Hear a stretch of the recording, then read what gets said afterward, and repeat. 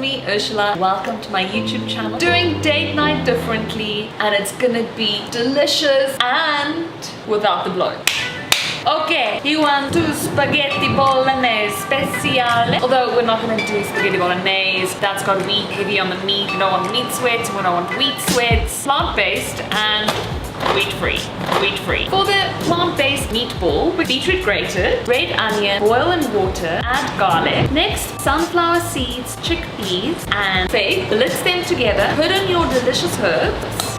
Add this to the mix, the flax egg. Make the flax egg with 3 pounds plus water. Let it stand to thicken. Mix with our hands. Ta-da! Our plant-based meatball, beetroot meatball, color of love. Pop them into the oven. Now for the tomato sauce.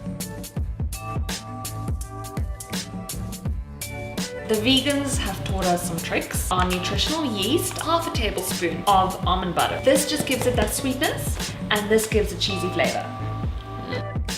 Wheat-free pasta. Happy with People pasta is gluten-free, 100% legume. I'm using the red lentil one. Love. I'm waiting for my date, or my double date with my boo.